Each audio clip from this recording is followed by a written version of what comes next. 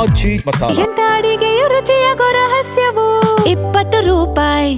Sir ಅದು actually ಕೇಳಬೇಕಿತ್ತು, ಆದರೆ ನಿಮ್ಮ ಥರ ಯಾರಾದರೂ ಅಂದರೆ ನೀವು ಯಾವಾಗಲೂ ಸಿಗಲ್ಲ, ಸೊ ಸಿಕ್ಕಾಗ ಕೇಳಬೇಕು ಅಂತ ಕೇಳಿದ್ದಷ್ಟೇ.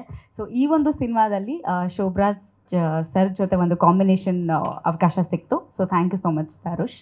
ಸೊ ತಾರುಷ್ ತುಂಬ ಕಷ್ಟಪಟ್ಟು ಇಷ್ಟಪಟ್ಟು ಈ ಒಂದು ಸಿನಿಮಾನ ಮಾಡಿದ್ದಾರೆ. ಸೊ ಎಲ್ಲ ಸೂಪರ್ ಸ್ಟಾರ್ಗಳ ಥರ ನೀವು ಒಬ್ಬರು ಸೂಪರ್ ಸ್ಟಾರ್ ಆಗಿ ಈ ಒಂದು ಸಿನಿಮಾಯಿಂದ ಸಕ್ಸಸ್ಫುಲ್ ಆಗಲಿ. ಈ ಸಿನಿಮಾಗೆ ನಿಮ್ಮೆಲ್ಲರ ಸಪೋರ್ಟ್ ಬೇಕು.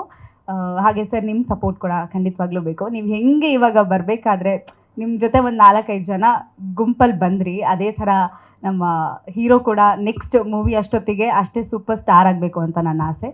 ಸೊ ಅವರಿಂದ ಒಂದು ಆ್ಯಡ್ ಏಜೆನ್ಸಿನಲ್ಲಿ ಕೆಲಸ ಕೂಡ ಸಿಕ್ತು. ಸೊ ಅವರಿಂದ ತುಂಬ ಅವಕಾಶಗಳು ಸಿಕ್ಕಿದೆ. ಸೊ ಬೇರೆಯವ್ರಿಗೆಲ್ಲ ನೆರವಾಗ್ತಿದ್ದಾರೆ. ಸೊ ಅವರು ಸೂಪರ್ ಸ್ಟಾರ್ ಆಗಬೇಕು ಅಂತ ನಾನು ಯಾವಾಗಲೂ ಆಶಿಸ್ತೀನಿ. ಆ್ಯಂಡ್ ತುಂಬ ಜನ ಇದ್ದಾರೆ, ಎಲ್ಲರೂ ಮಾತಾಡಲಿ. So all the best. Thank you ಈ ಒಂದು ಅವಕಾಶ ಸಿಕ್ಕಿದ್ದಕ್ಕೆ. Tarush, special thanks to you. Thank you ma'am. ಎಲ್ರಿಗೂ, ಕಲಾಭಿಮಾನಿಗಳಿಗೆ ಹಾಗೂ ಪತ್ರಿಕೋದ್ಯಮದವ್ರಿಗೆ, ಇವತ್ತಿನ ಈ ಕಾರ್ಯಕ್ರಮನ ಲಾಂಚ್ ಮಾಡಿದವ್ರಿಗೆ ಎಲ್ಲರಿಗೂ ನಮಸ್ಕಾರಗಳನ್ನ ಹೇಳ್ತೀನಿ.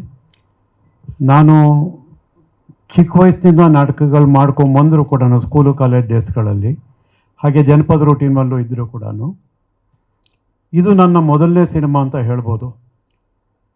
ತಾರುಷ್ ಜನಪದರಿಗೆ ಬಂದಾಗ ಅವ್ರನ್ನ ಇಂಟ್ರೊಡ್ಯೂಸ್ ಮಾಡ್ಕೋತಾ ಇದ್ದಾಗ ಅವ್ರು ಹೇಳಿದ್ರು, ನಾನು ಸಿನಿಮಾದಲ್ಲಿ ಶಾರ್ಟ್ ಮೂವೀಸ್ ಮಾಡ್ತೀನಿ ಹಾಗೆ ಹೀಗೆ ಅಂತೆಲ್ಲ ಹೇಳ್ತಾಯಿದ್ರು. ನನಗೂ ಮೊದಲಿಂದನೂ ಸಿನಿಮಾದಲ್ಲಿ ಬೆಳಿಬೇಕು ಅನ್ನೋ ಆಸೆ ಇತ್ತು. ನಾನು ಫಿಲಿಮ್ ಇನ್ಸ್ಟಿಟ್ಯೂಟ್ಗಳೆಲ್ಲ ಹೋಗಿ ಬಂದೆ, ಬಟ್ ನನಗೆ ಅಲ್ಲಿ ನೆಲೆ ಕಂಡುಕೊಳ್ಳೋಕ್ಕಾಗಲಿಲ್ಲ. ಬಿಕಾಸ್ ನಾನು ಕೆಲಸ ಇದು ಮಾಡ್ಕೊಂಡಿರಬೇಕು ಅನ್ನೋ ನಮ್ಮದಿದ್ದಿತ್ತು. ರಿಟೈರ್ಮೆಂಟ್ ಆದಮೇಲಿಂದ ನನಗೆ ಮೊದಲನೇ ಸಿನಿಮಾದಲ್ಲಿ ಚಾನ್ಸ್ ಕೊಟ್ಟಿದ್ದಾರೆ. ಇವ್ರಿಗೆ ಹೇಳ್ತಾ ಇದ್ದೆ ನಾನು, ಸಿನಿಮಾದಲ್ಲಿ ನೆಲೆ ಕಂಡುಕೊಳ್ಳೋದು ಭಾಳ ಕಷ್ಟ ಆಗುತ್ತೆ. ಇವತ್ತು ಎಂತೆಂಥವರೇ ಮೂಲೆಗೆ ಗುಂಪಾಗ್ಬಿಟ್ಟಿದ್ದಾರೆ. ಒಳ್ಳೇದಾಗ್ಲಪ್ಪ, ಯಾಕೆ ನಿನ್ನ ತಂದೆ ತಾಯಿ ನಿನ್ನನ್ನು ನಂಬಿಕೊಂಡು ನಿನ್ನನ್ನು ಕೆಲಸಕ್ಕೆ ಬಿಟ್ಟಿದ್ದಾರೆ, ಇಂಥ ಕೆಲಸಕ್ಕೆ ನಿನಗೆ ಒಂದು ಎಜುಕೇಷನ್ನು ಕೊಟ್ಟಿದ್ದಾರೆ, ಜೋಪಾನ ಕಾಲಿಡು ಅಂತ ಹೇಳಿದೆ.